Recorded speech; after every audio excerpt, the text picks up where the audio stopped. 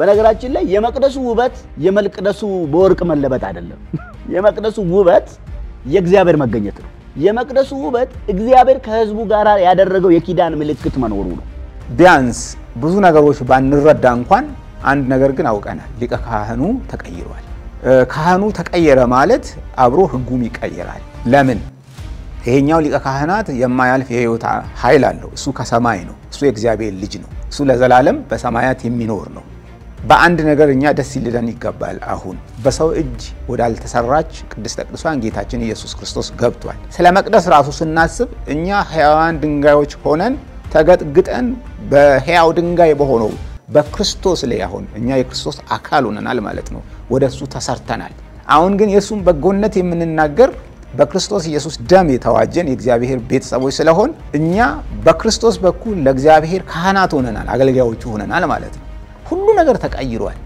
በስመ አብ ወወልድ ወመንፈስ ቅዱስ አሐዱ አምላክ አሜን የተወደዳችሁ በሕያው እግዚአብሔር ጸጋ ከኛ ጋራ በያላችሁበት በመሆን የእግዚአብሔርን ቃል እየተካፈላችሁ ቅዱስና እውነተኛ የሆነውን አምላክ የምታመልኩና የምታከብሩ ደግሞም እግዚአብሔር በሰጣችሁ ድል ይህንን መልእክት የመስማት ድል የገጠማችሁ ሁላችሁ በወደደን ስለመተላለፋችን ራሱን አሳልፎ በሰጠው በጌታችንና በመድኃኒታችን በኢየሱስ ክርስቶስ ስም ሰላምታችን ይድረሳችሁ እንደ ጌታ መልካምነት ደግሞ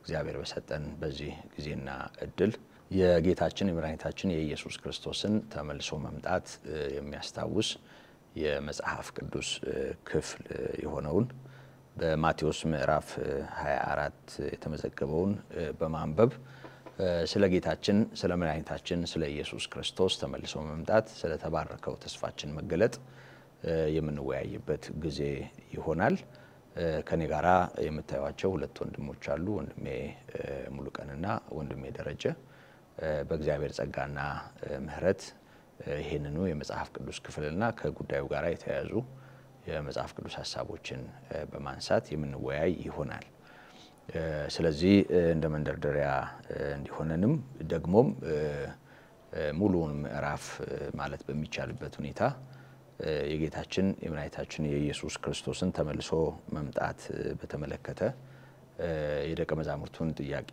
መነሻ በማድረግ ጌታ ራሱ የተናገረውን ነው የምናነበው ከዚሁ የመጽሐፍ ክፍል በተወሰዱ ሐሳቦች የተወያየን ጌታ ያየልንን ያሰበልንን ስለማሰብና በተነገረን ወይም ደግሞ ጌታችን ኢየሱስ ክርስቶስ ባስገነዘበን ወይም ባስጠነቀቀን ወይም ባሳሰበን መጠን እንድናስብ የጌታ መንፈስ ረድቶን እንወያያለን ብለን እናምናለንና የጌታ ጸጋ ይብዛላችሁ ይብዛልን ማቴዎስ ምዕራፍ 24ን ከመጀመሪያ ጀምሮ አነባዋለሁ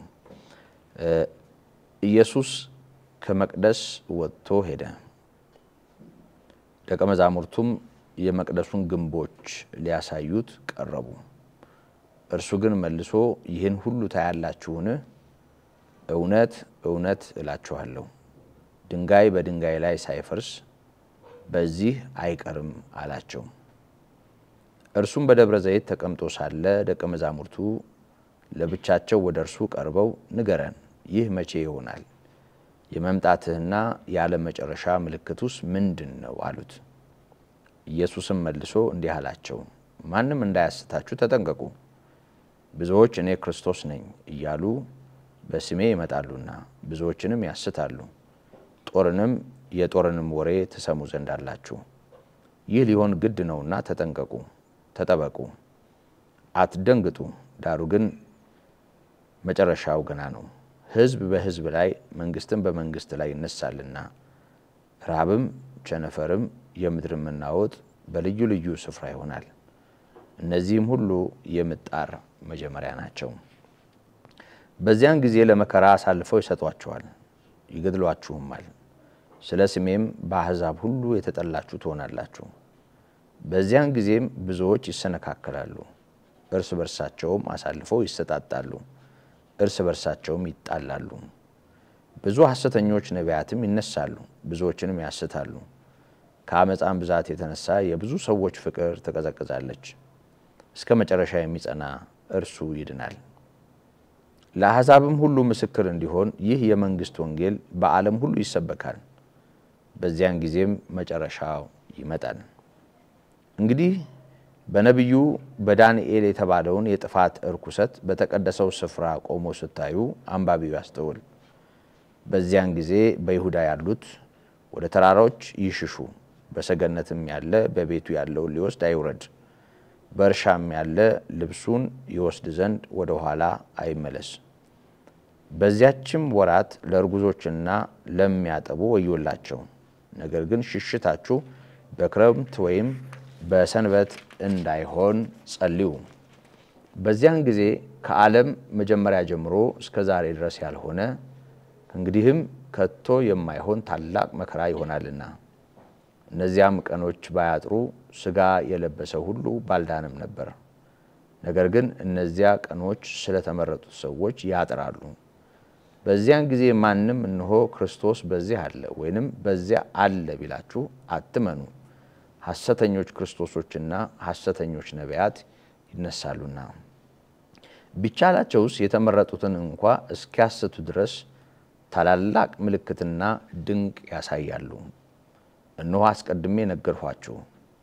እንግዲህ እነሆ በበረሃ ነው ቢሏችሁ አትውጡ፣ እነሆ በእልፍኝ ነው ቢሏችሁ አትመኑ።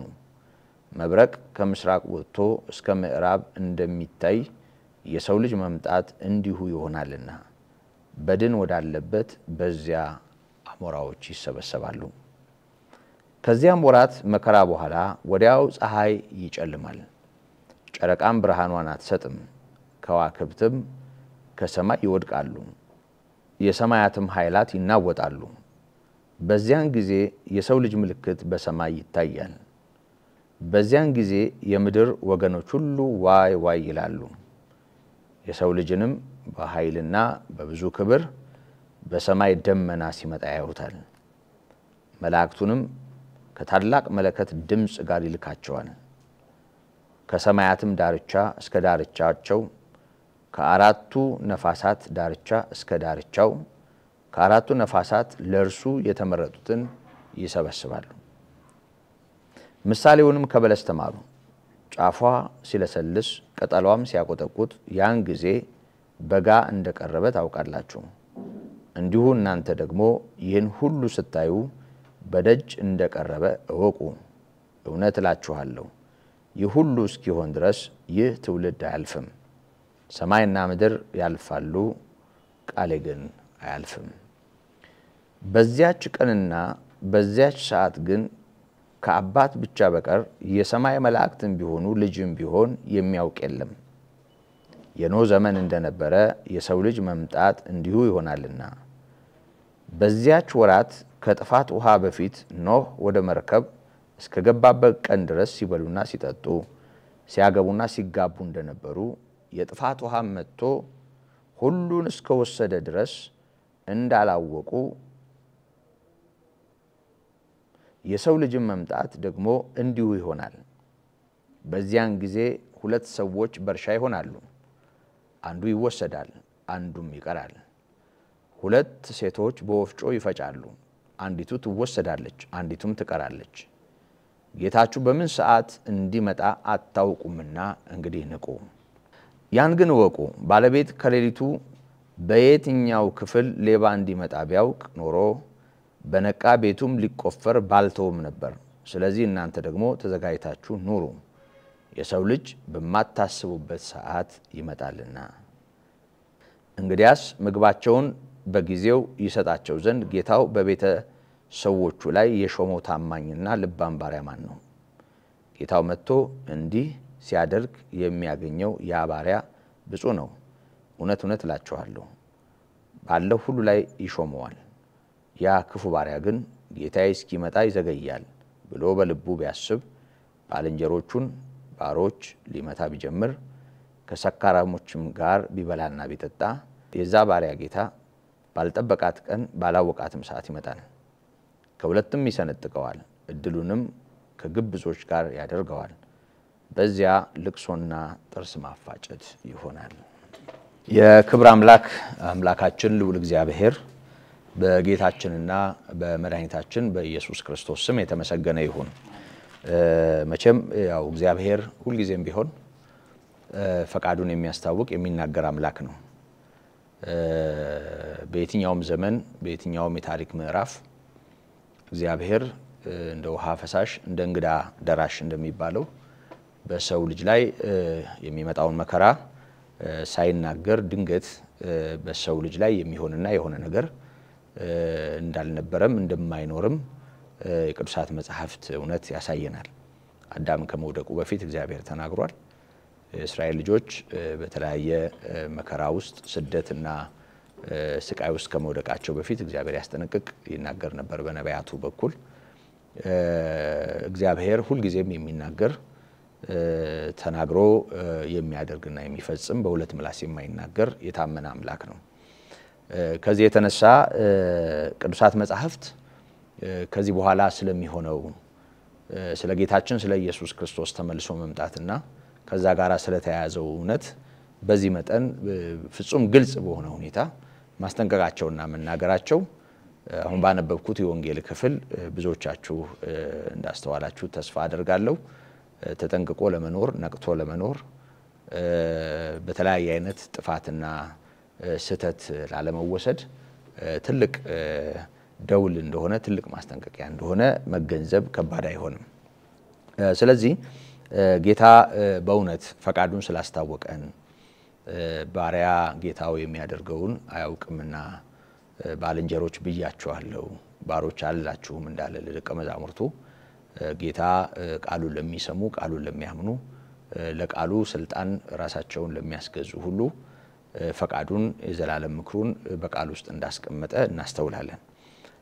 በእውነት ይሄን ምስጢር ላልሰወረብን ደግሞም ይሄ ምስጢር ተመዝግቦ ያለበትን እውነት እንድናስተውል አእምሮአችንን ለከፈተ መጻሕፍትን እንድንረዳ ለረዳን ሁሉ ጊዜም ቢሆን እንዲህ አይነቱን እድል ለትውልድ ያበዛ በተለይም በፍጻሜው ዘመን ወንጌል እንዲሰበክ ሰዎች ከፍርድ ከእግዚአብሔር ቁጣ ቀን በፊት ወደ እግዚአብሔር ፊታቸውን መለስ እንዲያደርጉ እድል እየሰጠ ዛሬም በፍቅር ለሚሰራ ለአምላካችን ክብር ይሁን። ስለዚህ በፍርሃትና በጭንቀት ሳይሆን በተስፋና በደስታ የሚጠበቀውን የጌታችን የኢየሱስ ክርስቶስን ተመልሶ መምጣት ማዕከል ያደረገ ውይይት ነውና የሚኖረን ሁላችንም ይሄን ስናስብ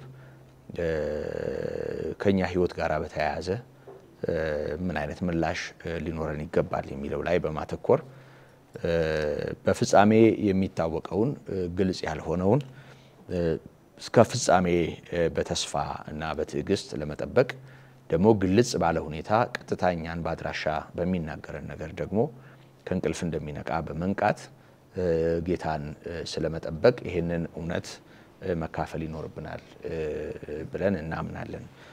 ስለዚህ እግዚአብሔር ለሁላችንም ባድራሻ ይናገረናልና ለዚህ ነቅተን እንድንገኝ በጌታ ፍቅር እንጋብዛችኋለን። ወደዚሁ ምዕራፍ ቀጥታ ስንሻገር ሁለት ቁጥሮች ባሉት በመጀመሪያው አንቀጽ ጌታ ኢየሱስ ክርስቶስ ከመቅደስ ወጥቶ መሄዱን ይናገርና ደቀ መዛሙርቱ ግን ወደሱ በመቅረብ ግንቡን እያሳዩ ሊያስደንቁት መሞከራቸውን መዝግቦልናል። የመቅደሱን ግንቦች ሊያሳዩት ቀረቡ ነው የሚለው እና መቅደሱ የተሰራበትን እንግዲህ የህንጻ ጥበብ ወይም ደግሞ ኪነ ህንጻውን ለማሳየት መሞከራቸውን ያሳየናል። ስለዚህ ስለ መቅደሱ እንድናስብ የሚጋብዝ ነገር አለ ማለት ነው። ጌታ እነሱ ባሰቡት መጠን ሳይሆን በተለየ ሁኔታ መመለሱንም ይሄ ክፍል ያሳየናል። ይህን ሁሉ ታያላችሁን ካለ በኋላ እውነት እላችኋለሁ ድንጋይ በድንጋይ ላይ ሳይፈርስ በዚህ አይቀርም አላቸው ነው የሚለው። ጌታ እንዲጎበኘው እንዲደነቅበት የፈለጉትን ይህን ታላቅ ቤተ መቅደስ ጌታ ሳይፈርስ እንደማይቀር እንደው አንድ ድንጋይ በድንጋይ ላይ ተደርቦ እስከማይታይ ድረስ ጨርሶ ደልዳላ ሜዳ የሚሆንበት የሚጠፋበት ጊዜ እንዳለ ጌታ መናገሩን እናያለን። ይሄን ተከትሎ ነው ወዲያው ከመቅደሱ ወጥቷል። እንግዲህ በመቅደሱና በደብረ ዘይት ተራራ መካከል መሃል ላይ ያለው ሸለቆ ነው ቄድሮን የሚባለው ሸለቆ።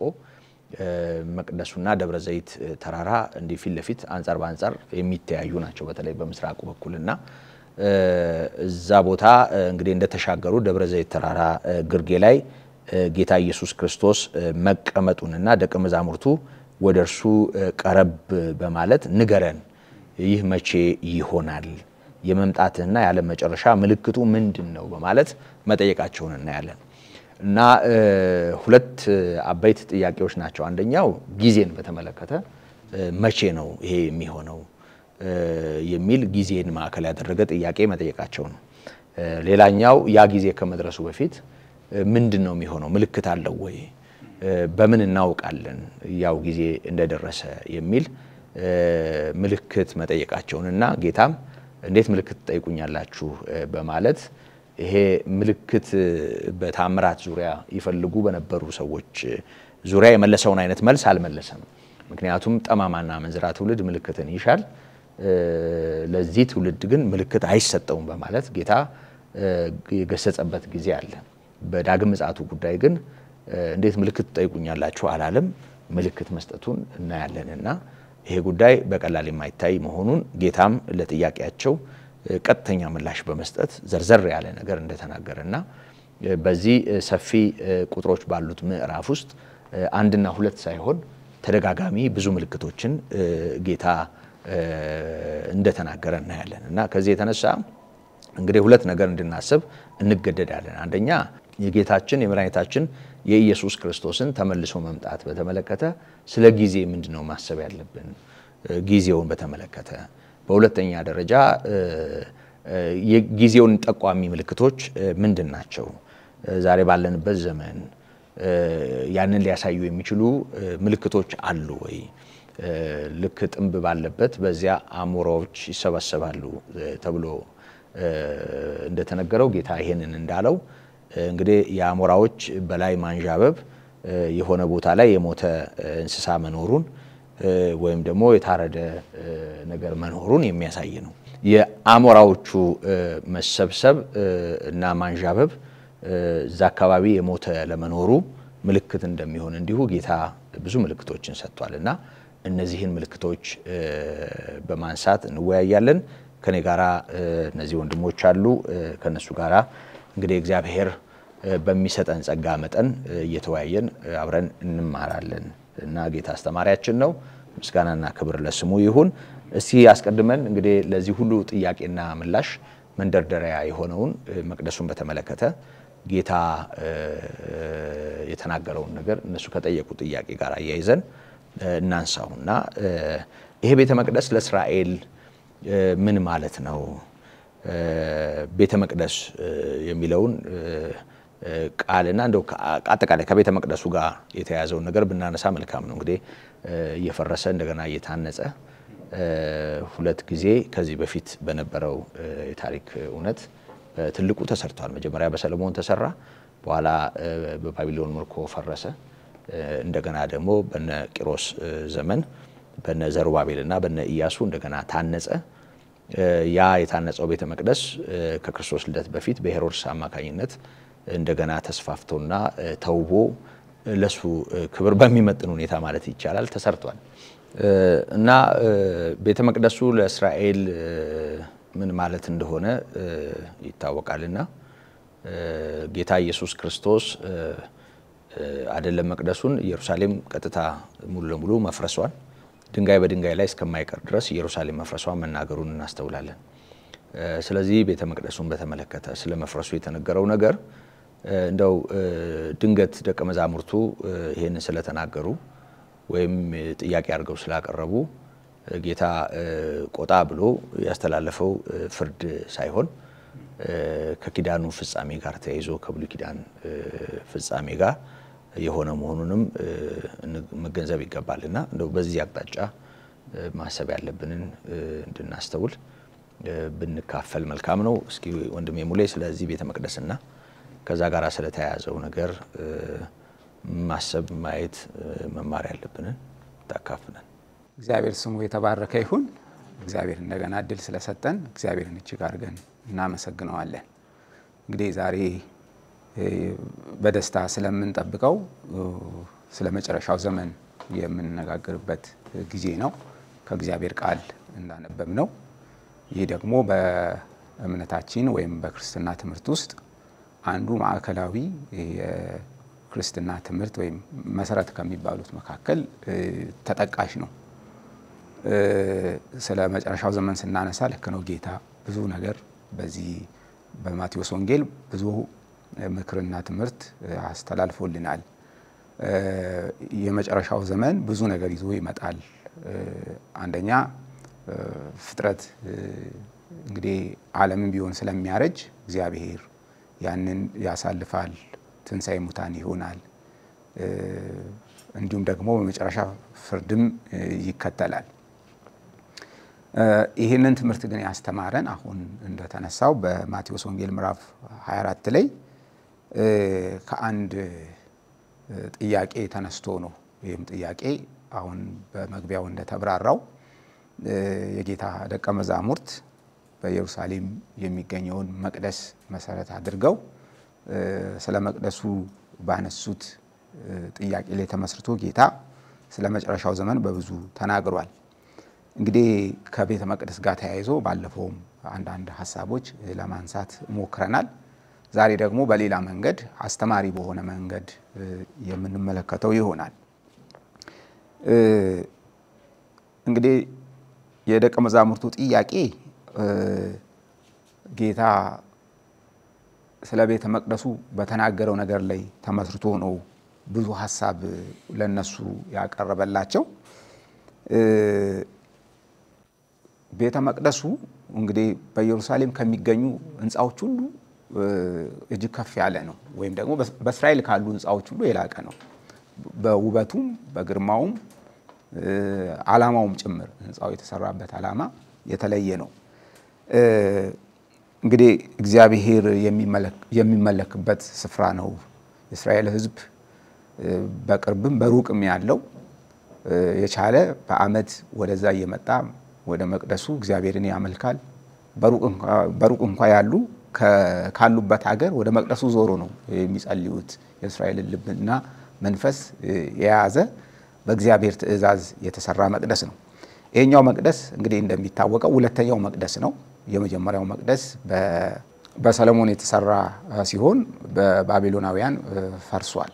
ያም መቅደስ ከመፍረሱ በፊት እንዲሁ ብዙ ትንቢት ተነግሮበታል። እግዚአብሔር ያዘነበት ደግሞም መቅደሱ ብቻ ሳይሆን ኢየሩሳሌም ጭምር የፈረሰችበት ሁኔታ እግዚአብሔር ሕንጻውም መቅደሱም ቅጥሩም ወደ ምድረ በዳነት ወይ ደግሞ ባድማ እንደሚሆን በተደጋጋሚ ስለመጀመሪያው መቅደስ በነቢያት በኩል ብዙ መልእክት አምጥቷል። ስለዚህኛው መቅደስ እንደዚሁ ስለ ሁለተኛው መቅደስ ደግሞ ጌታ እንግዲህ እንደሚፈርስ ይናገራል። ይህንን የሰሙት ወይም ደግሞ ይህን ጥያቄ ያቀረቡት ከአይሁድ ወገን የሆኑ የጌታ ደቀ መዛሙርት ሐዋርያት ናቸው። ይህን ጥያቄ ሲጠይቁ ጌታ የመለሰው ምላሽ እንደው በቀላሉ የተቀበሉት አይመስልም በእውነት። ለምን? የመቅደሱ መፍረስ የእስራኤልን መፍረስ ነው የሚያሳየው፣ ወይ ደግሞ የኪዳኑ መለወጥ ወይም በእግዚአብሔርና በሕዝቡ መካከል አንዳች ቅራኔ እንዳለ ማሳያ ነው። እንደው ጥልቅ ነገር እንኳን ባያነሱ በአንድም በሌላ እግዚአብሔር የአይሁድን ታሪክ ሊቀይር ነው ማለት ነው። ነገሮች እንደቀደመው እንደ ወትሮ ላይሆኑ ነው እና ይህንን እንግዲህ ሕንጻውን እያሳዩት ነው ይህን ጥያቄ ያቀረቡለት። ኋላ ግን ቅድም እንደተነሳው ወደ ደብረ ዘይት ተራራ ሄዶ በዝርዝር ያስተምራቸዋል ወይ ደግሞ በዝርዝር ይናገራል። እንደምንመለከተው እንግዲህ ይሄ መቼ ይሆናል? የዚህ መቅደስ መፍረስ ነገር መቼ ይሆናል? ይህ ብቻ ሳይሆን አንተስ መቼ ነው የምትመጣው? መቼ ነው ተመልሰ ይሄንን የምታደርገው? የዓለም መጨረሻ መቼ ነው የሚሆነው? በቅርብ ነው በሩቅ? ይህንንስ እንዴት እናውቀዋለን? እንግዲህ ልብ እናድርግ። የመጀመሪያው ለዚህ ትምህርት ወይም ለዚህ ማብራሪያ መነሻው መቅደሱ ነው። የመቅደሱ ሕንጻ ይፈርሳል የሚለውን ተከትሎ ነው ይሄ ነገር የሆነው። ከዚህ በፊት ስለ መቅደሱ መፍረስ፣ ስለ መቅደሱ የእግዚአብሔር ፍርድ በእስራኤል ላይ እንደሚተላለፍ በመጀመሪያው መቅደስ እነ ኤርሚያስ ሌሎችም ነቢያት እነ ሕዝቅኤልም ተናግረዋል እና የሰሙ የአይሁድ ወገኖች በቀላሉ አልተቀበሏቸውም ነገስታትም ቢሆኑ በቀላሉ አልተዋጠላቸውም ዶም ነቢያቱን እስከ ማሰር ማሳደድ እስከ መግደልም ድረስ ሄደዋል እና ይሄንን ደጋግመን አጽንኦት ሰጥተን ምናነሳው ጌታ የተናገረውን ነገር የበለጠ ለመረዳት ያህል ነው እንግዲህ ጌታ መልስ መስጠት ሲጀምር ይሄ የቤተ መቅደሱ መፍረስና መውደም መቼ እንደሚሆን ከርሱ ምጽአት ጋር በማጣመር ነው የተናገረው ቤተ መቅደሱ በአንድ ወገን ይፈርሳል የእስራኤል ታሪክ ይቀየራል የኪዳኑ ማብቂያም ይሆናል ይሄ ይደመደማል ማለት ነው ለምን መቅደሱ ካለ የመስዋዕት ሥርዓት አለ የኪዳኑ በሕጉ የተጻፈው እያንዳንዱ ነገር እዛው ይተገበራል እነዛ ነገሮች ሁሉ ያበቃላቸዋል እና ትንቢቱ ግን በመቅደሱ ላይ የሚሆነው ብቻ ሳይሆን በዘመን መጨረሻ የሚሆነውም ጭምር አጣምሮ ነው ጌታ በዚህ ሰዓት የተናገረው ስለዚህ ትንቢቱ ሁለት እና ከዚያ በላይ ፍጻሜ ይኖረዋል ማለት ነው ካሁን በኋላ ጌታ የሚናገረው የሚያስተምረው የሚነግራቸው ነገሮች ስለዚህ ከመቅደሱ መፍረስ ታሪክ ጋር ወደ ኋላ መለስ ብለን ካየን እንግዲህ ከጌታ ከኢየሱስ ክርስቶስ ትንሣኤና ዕርገት በኋላ ወደ 40 ዓመት ቆይቶ ሮማውያን ያንን መቅደስ አፍርሰውታል ያ መቅደስ እስከ ዛሬ ድረስ ፈርሶ በእስራኤል የነበረው ያ ሕንጻ ወደ ምድረ በዳነት ተቀይሯል የኦሪት ሥርዓት አሁን አይከወንም በዛ ገና ጌታችን ኢየሱስ ክርስቶስ በመስቀል ላይ ሳለም የመቅደሱ መጋረጃ ለሁለት ተከፍሏል እና ነገሮች እየተለወጡ እየተቀየሩ እንደሚሄዱ ያን የሆኑ ይሄንን ያሳይ ነበር እንግዲህ በትዩ የወንጌል እየተሰበከ ቤተክርስቲያን እየሰፋች እየሄደች ባለችበት ጊዜ ለጥቂት ዓመታት ነበር መቅደሱ በህዝቡ መካከል አንዳንዶች ልባቸውም ወደዛ ይሳብ ነበር ሐዋርያትም እየተመላለሱ በዛ ይጸልዩ ነበር ነገር ግን ያ ቀጣይ እንዳልሆነ የሚያሳይ ትንቢት ነበር ጌታ በዚህ ቦታ ሲናገር የነበረው የህዝቡ የአይን ማረፊያ ነው መቅደሱ እና በዚህ መልኩ የመቅደሱ መፍረስ ሆኗል የእስራኤልም ታሪክ ተቀይሯል ነገር ግን ከዛ ጋር ተያይዞ ከመፍረሱ በፊት ስለሚሆኑ እንግዲህ በኋላ እናነሳዋለን ብዙ ቅድመ ሁኔታዎች እንዳሉ ምልክቶች እንዳሉ አንዳንድ ነገሮች እንደሚሆኑ ጌታ በብዙ ተናግሯል መልካም ምስጋና ለስሙ ይሁን አሁንም ከዚህ መቅደስ መፍረስ ጋራ ተያይዞ ጌታ ከተናገረው ትንቢት ጋራ ተያይዞ የመቅደሱ መፍረስ በዛን ጊዜና ሰዓት ለነሱ ላነሱት ጥያቄ ጌታ የሰጠው ምላሽ ሳይሆን የነበረው ኪዳን የብሉይ ኪዳን ለመፈጸሙ ለመደምደሙ እና እንደገናም ደግሞ ጌታ አሁንም ለሚገባው ኪዳን ስለሰው መዳን መነሻ እንደሚሆን ማለትም የዛ ነገር መለወጥ መታያ እንደሚሆን ያሳያል እና ከመቅደሱ መፍረስና አሁን ከሆነው ነገር ጋር ተያይዞ ነቢያት ያስተላለፉት መልእክት እንደው እንደ ጥላም ቢሆን የሚታይ ነገር ነበር ወይ ሌሎች የአዲስ ኪዳን መጽሐፍትስ ይሄን በተመለከተ እንደው ዝም ብሎ ክስተት እንዳልሆነ ለማሳየት ያቀረቧቸው ሐሳቦች ነበሩ ወይ ድንገት አለመሆኑን ማወቁ ጠቃሚ ስለሚሆን እስቲ በዚህ ዙሪያ በልብ ያለውን ምስጋና ለእግዚአብሔር ይሁን እንግዲህ እግዚአብሔር እንደ ቃሉ ነው በርግጥ በዚህ ክፍል ላይ ቃሌ ከሚያልፍ ብሎ የተናገረው ነገር ከማንነቱ ጋር የተያያዘ እንደሆነ ብሎ የሆነ ምልክት የማኖር ነገር ሳይሆን ማንነቱ የሚያደርገው ነገር እንደሆነ ነው የሚናገረው እንግዲህ አሁን የምንካፈለው ዛሬ የምንወያይበት አብይ ጉዳይ ከእግዚአብሔር ልጅ ከኢየሱስ ክርስቶስ ማንነት ጋራ ተያይዞ የሚፈጸም ጉዳይ ነው እንጂ ዝም ብሎ የነገሮች መገጣጠም የሚያመጡት ውጤት አይደለም ማንነቱ ያመጣቸው ነገሮች ናቸው እና ይሄ ማንነት ነው ቃሌ ከሚያልፍ ይላል የርሱ ማንነት ጋር ነው አጣምሮት የያዘውና ነገሩ በጣም ትልቅ ቦታ ነው የሚሰጠው እንግዲህ ይሄ ከታች ቁጥር ላይ የተጠቀሰው ሐሳብ ከላይ ገና መጀመሪያ ሲጀምር ስለ መቅደስ በማንሳት ነው የሚጀምረው አሁን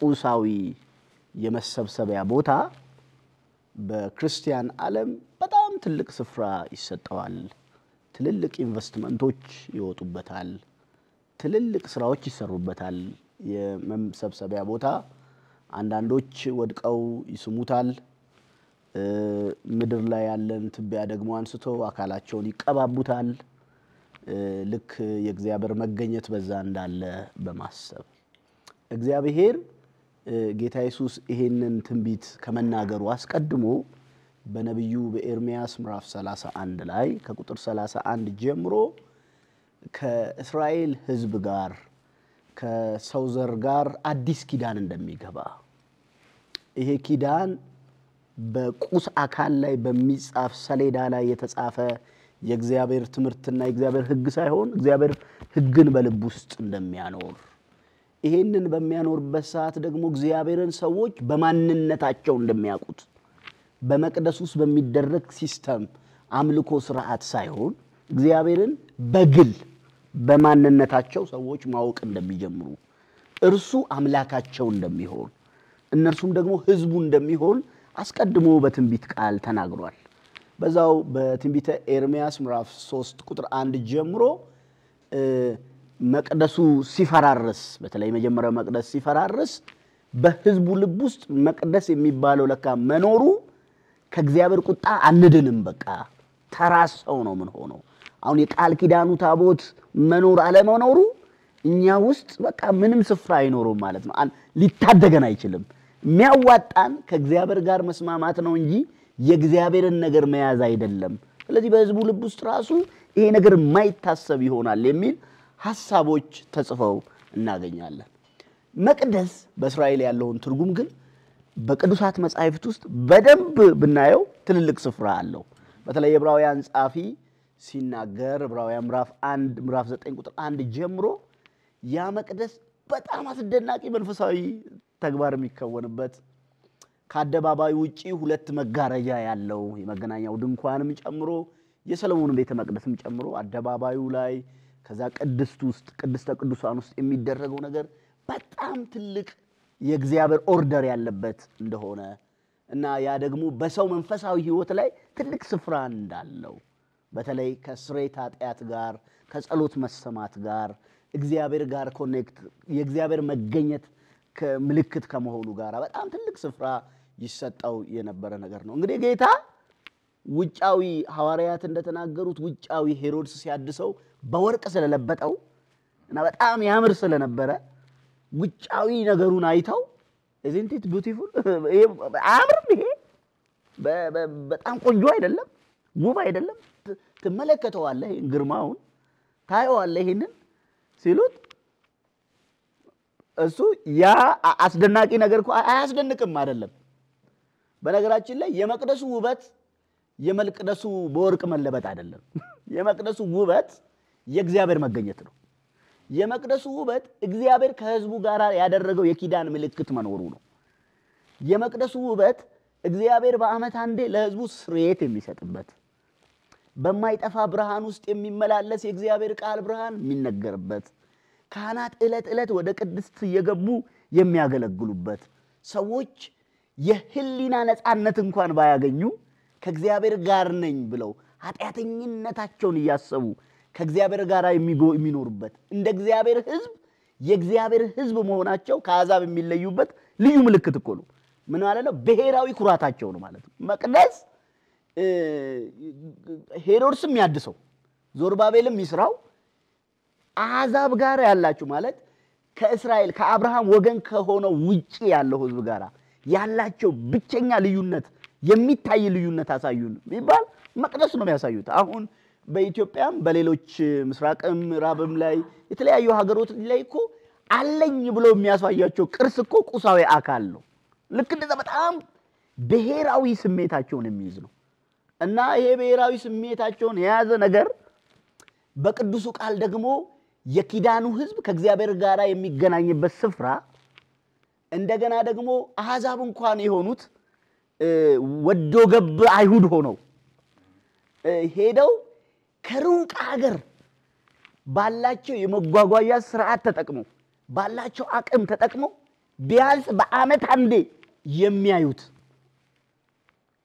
ስርዓት አምልኮ የሚፈጽሙበት በጣም ትልቅ የተደራጀ የአምልኮ ስርዓት ያለበት መሪ ያለው ስርዓት ያለው አወጣጥ አገባብ ያለው በጣም ድንቅ የሚባል አሁንም እንኳን በሰው ልጅ የአምልኮ ስርዓት ውስጥ የብሉይ ኪዳንና አምልኮ ስርዓት የሚመስል አስደናቂ ስርዓት የለው እና ደግሞ መለኮት ምን ያለው ነው ዕውቅና የሰጠው ነው ማለት በሰው ፋብሪካ ወይ ደግሞ በሰው የማሰብ ክሎት የተፈጠረ የአምልኮ ስርዓት ሳይሆን ራሱ የሰራዊት ጌታ እግዚአብሔር ምን ያለው ነው የሰራው ነው ማለት ተጠንቀቅ ተብሎ በጥንቃቄ የተሰራ ነው። እንደውም ስለ መሲሁ ሊቀ ካህንነት ሲናገር እኮ የሱ አገልግሎት በምድር ቢሆን ኖሮ ነው እኮ ካህን እንዲሆኑ የተሾሙ እኮ በሕጉ ሲጻፍላቸው ብሏል። እና እዚህ አይደለም ካህን እዚህ ከሆነም ደግሞ የሚያቀርበው ነገር ያስፈልገዋል። ምክንያቱም ካህኑ የሚያቀርበው ነገር ያስፈልገዋል እና ማን ምን እንደሚያደርግ የሚታወቅበት ነው። ጌታ ምን አለ?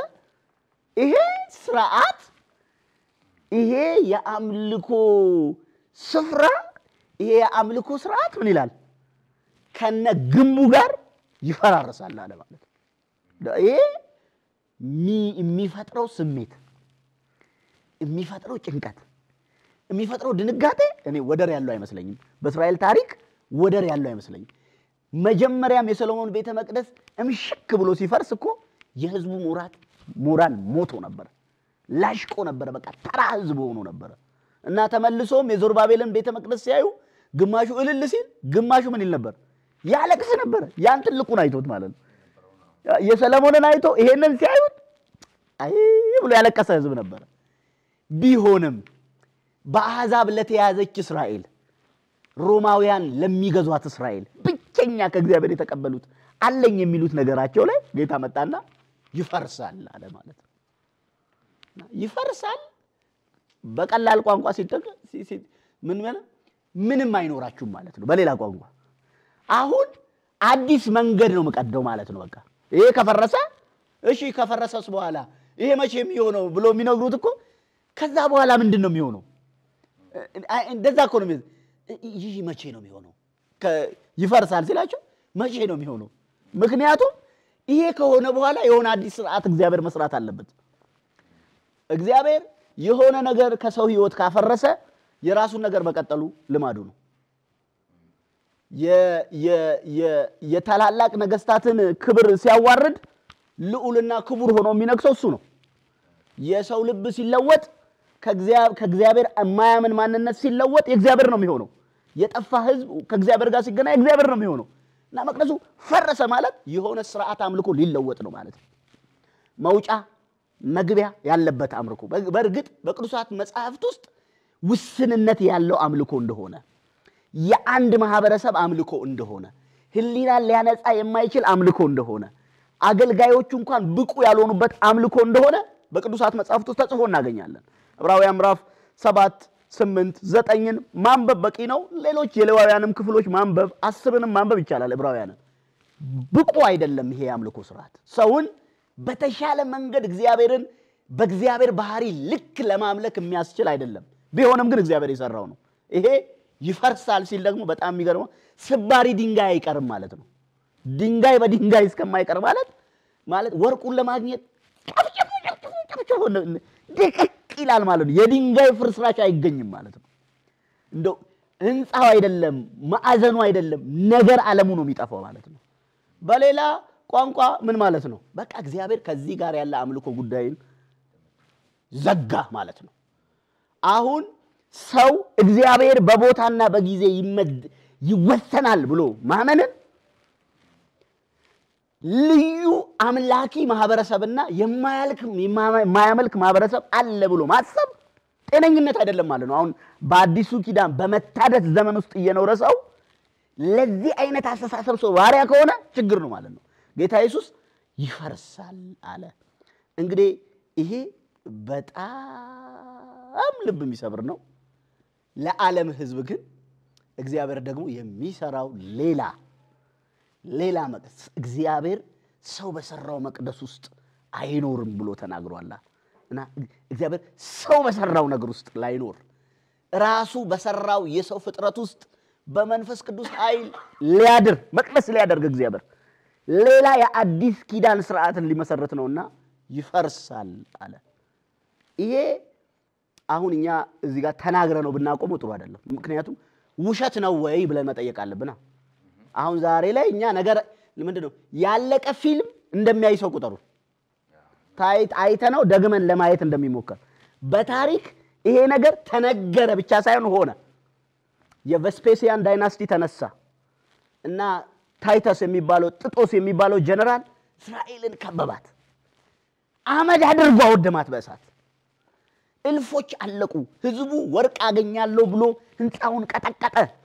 የፈራረሰውን የቀረችውን ፍርስራሽ እና እስራኤል መቅደሱ ምድረ በዳ ሆነ። እና ጌታ የተናገረው ነገር ሆነ ማለት ነው። ሆነ።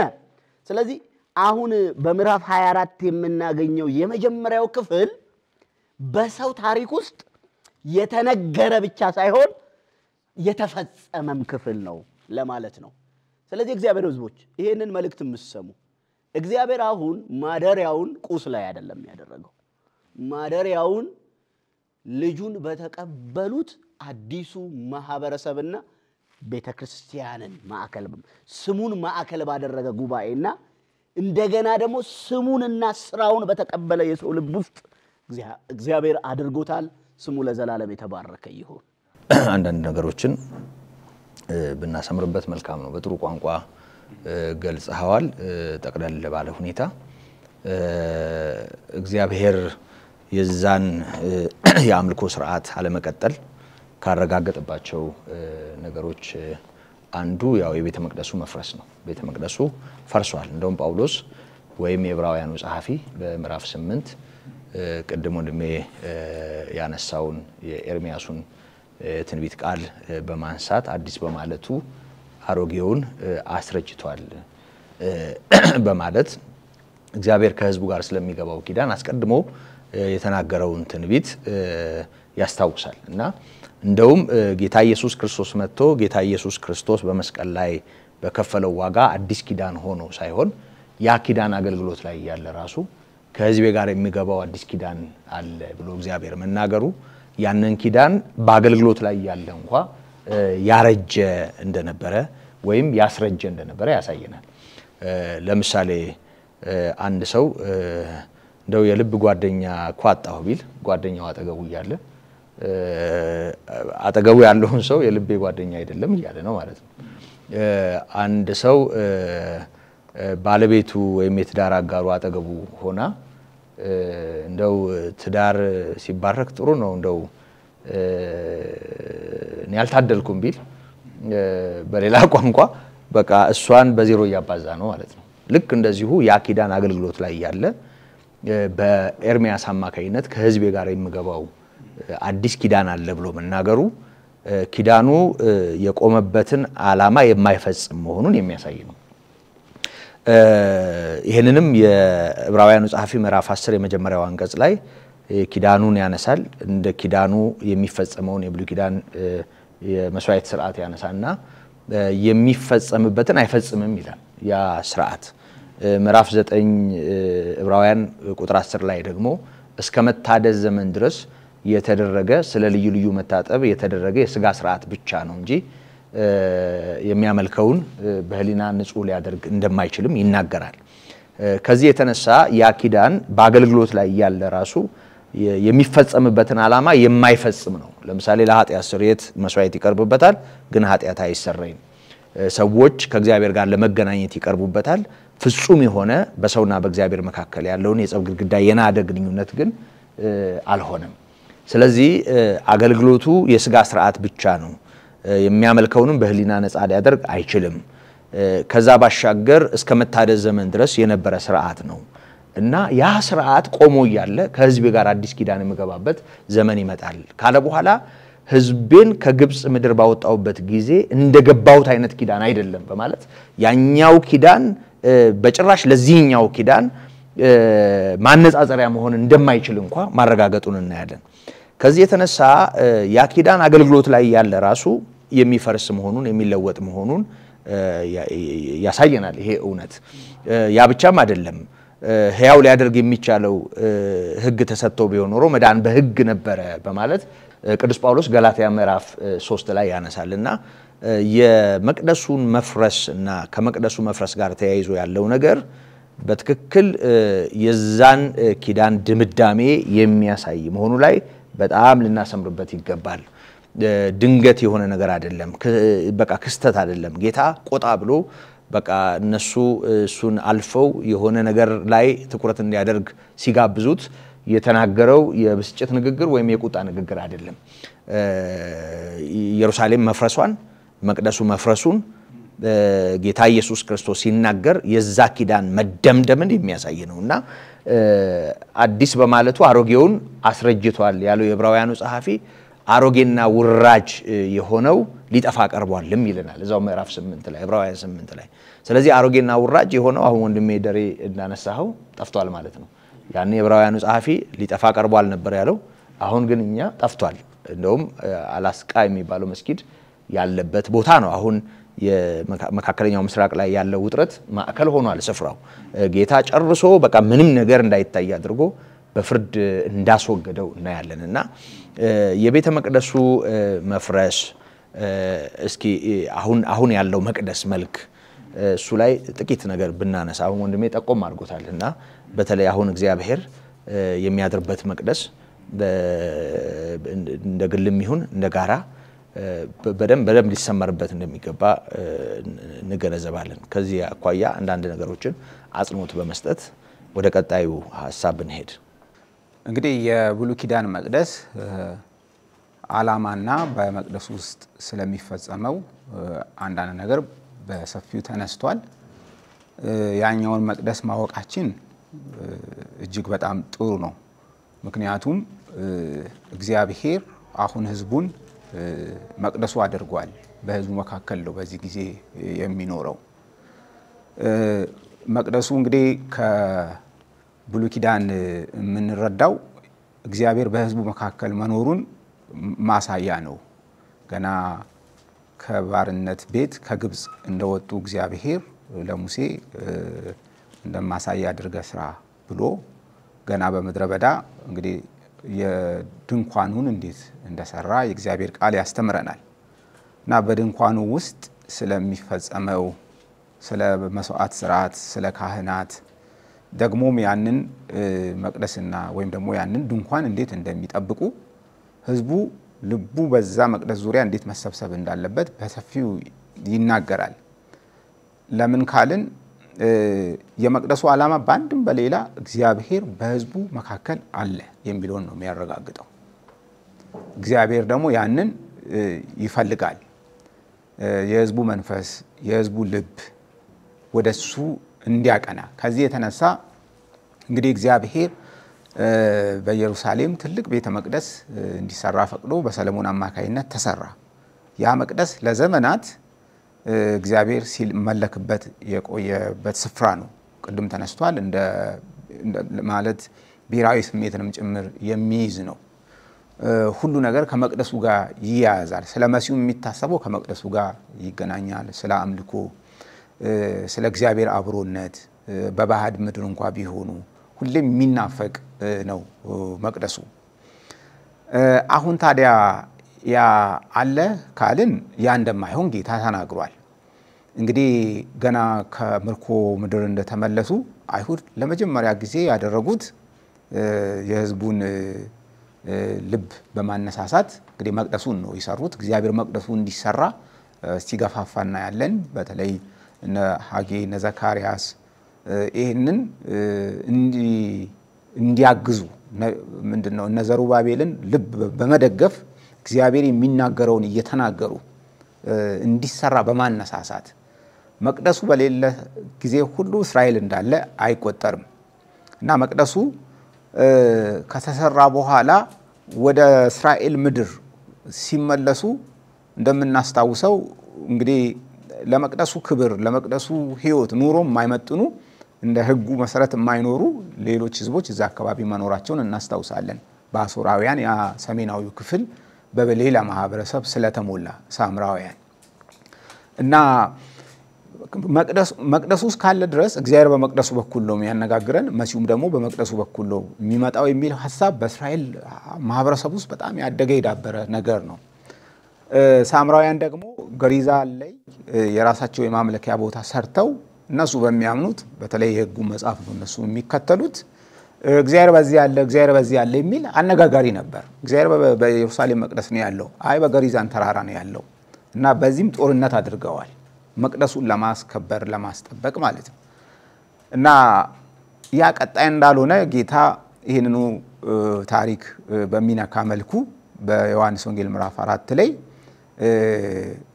እንግዲህ እግዚአብሔር በእውነትና በመንፈስ ይመለካል እግዚአብሔር መንፈስ ነው ብሎ የእግዚአብሔርን የወደፊት እቅድ ጌታ ተናገረ ለዛች ሳምራዊት ከዚህ በኋላ ይሄ ይቀራል አለ ይቀራል ካለ አዲስ ነገር ይመጣል ማለት ነው ቅድም እንዳለው አንደኛ ያ የእስራኤል ብሔራዊ ኩራት ነው አሁን ግን በመሲሁ ዓለም አቀፍ የእግዚአብሔር ሕዝብ ነው የሚመሰረተው ወይም ሰዎች በክርስቶስ ወደ እግዚአብሔር መንግስት ይመጣሉ ማለት ነው በሕጉ በኩል ሳይሆን በክርስቶስ በኩል በእግዚአብሔር ጽድቅ በኩል ወደ እግዚአብሔር ሰዎች ከምስራቅ ከምዕራብ ከደቡብ ከሰሜን ይመጣሉ ለዚህ ነው ዮሐንስ ይሄንኑ ለማረጋገጥ የመሲሁን የክርስቶስን መምጣት ሲናገር ሕጉ ልክ ነው በሙሴ በኩል ነው የተሰጠው ዓላማ አለው አሁን ያነሳናቸው ነገሮች በተለይ ይፈጸምበታል እሱ ግን ጸጋና እውነትን ተሞልቶ በእኛ አደረ ማለት በህዝቡ መካከል እግዚአብሔር እንዴት ድንኳኑን እንደሚተክል እንግዲህ በፍጻሜም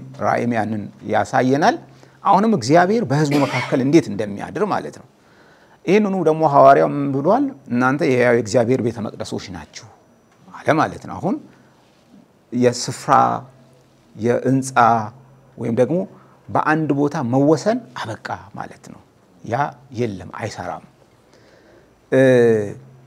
ካስታወሳችሁ ከምርኮ በኋላ በተለይ የእስራኤል ህዝብ ሚራባም ወይ ደግሞ እንደው የህዝቡ ሞራል የሚይዝ ንጉስ አላገኙም አልሆነም ግን በመቅደሱ ዙሪያ ምን ያደርጉ ነበር ሸንጎ ያደራጃሉ የካህናት አስተዳደር ያደራጃሉ ሁሉ ነገር የፖለቲካውም ስራ የጦር ነገርም የሚወራው ማህበራዊ ህይወትም ሃይማኖትም መቅደስ ጋር ነው ያለው እግዚአብሔር ደግሞ ደስ የሚሰኝበት ነገር አይደለም ስለዚህ አሁን ሰዎች በማን ዙሪያ ነው የሚሰበሰቡት ካለን በክርስቶስ ዙሪያ ነው የሚሰበሰቡት ማለት ነው ይሄ አሁን በጥንት ዘመን ሰዎች ግዴታ ወደ ኢየሩሳሌም ይሄዱ በሕጉ መሰረት በመቅደስ ይገኛሉ በሕጉ የሚያዘውን በዓላት ሁሉ ያከብራሉ ያ ሁሉ ምን ሆነ ማለት ነው አበቃለት ቅድም እንዳነሳችሁ የዕብራውያን ጻፊ ይሄን ሁሉ ያስረዳናል ምን ስለሆነ ጊዜው አለፈ ማለት ነው በቃ አበቃ ያ ለጊዜ ነበር ስለ ብሉይ ኪዳን ስንነጋገር ሁሉ ጊዜም ጊዜያዊ ሞግዚት ወይም ደግሞ አስቀድሞ እግዚአብሔር ለአብርሃም የሰበከው የመጀመሪያ ወንጌል ያ ተስፋ እንግዲህ አስቀድሞ ተስፋ ነው የገባው ያ ቦታ ስፍራ እስኪስ ድረስ በጊዜያዊነት ወይም በምሳሌነት ያገለግል ነበር የመቅደሱን ስናይ ቅድስተ ቅዱሳኑን ስናይ አደባባዩን ስናይ እነዚህ ሁሉ እየተለወጡ ሄዷል አሁን ጌታችን ኢየሱስ ክርስቶስ የማይለወጥ ዘላለማዊ ክህነት አለው እርሱ የሚያገለግለው በሰው እጅ ባልተሰራች በሰማያዊቷ ቅድስተ ቅዱሳን ነው የሚበልጥ መቅደስ ተተከለ ማለት ነው ስለዚህ አሁን ልባችን ሐሳባችን ሁሉ ወደ ማን ነው ወደ ዋናው ወደማይሻረው ዘላለማዊ ሊቀ ካህን ነው ወደ ክርስቶስ ነው እና በህዝቡ መካከል እግዚአብሔር አሁን በመንፈሱ ይኖራል ጌታ ኢየሱስ አሁን በመንፈሱ በእያንዳንዳችን ልብ ስለሚኖር ማለት ነው መቅደሱ ታዲያ ማን ነው ካለ መቅደሱማ የእግዚአብሔር ህዝብ ነው እንዲህ በጋራም የእግዚአብሔር ህዝብ መቅደስ ነው የሚባለው እግዚአብሔር በህዝቡ መካከል ስለሚኖር እያንዳንዳችንም የእግዚአብሔር ቤተ መቅደሶች ነን እኛ አሁን በሰው እጅ በተሰራ መቅደስ አይደለም ጌታም የሚያገለግለው ጌታን በመንፈሱ በእኛ ይኖራል ወይ ደግሞ በሰማያዊቷ ቅድስተ ቅዱሳን የሚያገለግል ነው። ለምንድን ነው ይሄ ሁሉ የሆነው ካልን ክህነቱን ሲለውጥ አብሮ ህጉ ተለወጠ። ሁሉ ነገር እኮ ተቀየረ ማለት ነው። ቢያንስ ብዙ ነገሮች ባንረዳ እንኳን አንድ ነገር ግን አውቀናል። ሊቀ ካህኑ ተቀይሯል። ካህኑ ተቀየረ ማለት አብሮ ህጉም ይቀየራል። ለምን? ይሄኛው ሊቀ ካህናት የማያልፍ የህይወት ኃይል አለው። እሱ ከሰማይ ነው። እሱ የእግዚአብሔር ልጅ ነው። እሱ ለዘላለም በሰማያት የሚኖር ነው። ለሱ የሚመጥን ምድራዊ መቅደስ የቱ ጋር መስራት እንችላለን? የትኛውንም ካቴድራል የትኛውንም ባሲሊካ ይባላል በጥንት ዘመን ይሰራ ነበር። ክርስቲያኖች ይሄንን ያውቃሉ። እግዚአብሔርን እዛ ውስጥ አስራው ለማስቀመጥ አይደለም። እንኳን ይሄ የብሉይ ኪዳንም የእግዚአብሔርን ህልውና ለማሳየት ነው እንጂ እግዚአብሔር እኮ መንፈስ ነው በሁሉ ስፍራ የሚኖር እና በአንድ ነገር እኛ ደስ ይለን ይገባል። አሁን በሰው እጅ ወዳልተሰራች ቅድስተ ቅዱሳን ጌታችን ኢየሱስ ክርስቶስ ገብቷል።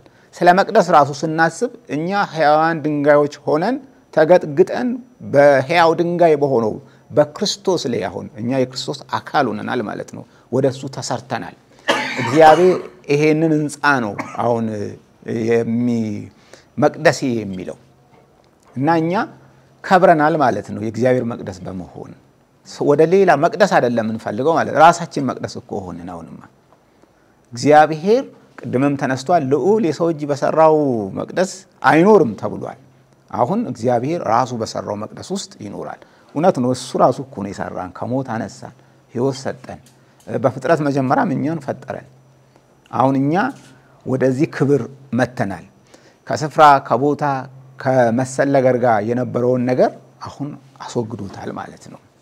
ከዛ አልፈንኛ ስለ መቅደሱ ልዩ ሐሳብ እንኳን ይኖረን ብንል ከአሕዛብ ወገን የመጣንን በኢየሩሳሌም ያለው መቅደስ እኛ ዶቢያንስ የአሕዛብ አደባባይ የሚባል አለ። ከዛ ልናልፍም አንችልም።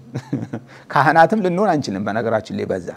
አሁን ግን የሱን በጎነት የምንናገር በክርስቶስ ኢየሱስ ደም የተዋጀን የእግዚአብሔር ቤተሰቦች ስለሆን እኛ በክርስቶስ በኩል ለእግዚአብሔር ካህናት ሆነናል፣ አገልጋዮቹ ሆነናል ማለት ነው። ሁሉ ነገር ተቀይሯል። ስለዚህ ይሄ የእግዚአብሔር ቃል ምስክርነት ነው። ቃሉ ይሄንን ነው የሚያውጀው፣ ይሄንን ነው የሚናገረው። በእግዚአብሔርና በእኛ መካከል ያለው ግንኙነት እንዴት ውብ በሆነ መንገድ እንደተቀየረ ያሳያል። ይሄ ኢየሱስ ምን እንዴት እንዳቀራረበን ከእግዚአብሔር ጋር። ያ ባይሆንማ እኛ እስካሁን መጻተኞች ሆነን ነበር። ስለዛ መቅደስ ብናስብ እኛ እስከዛሬም መጻተኛ እንሆናለን። እስከዛሬም እኛ ባለሀገሮች ሳይሆን ምን እንግዶች ተስፋ የሌለን እንደው ምስኪኖች ሆነን እንኖር ነበር። እግዚአብሔር ያን ሁሉ ቀይሮታል። እናመሰግነዋለን እግዚአብሔርን።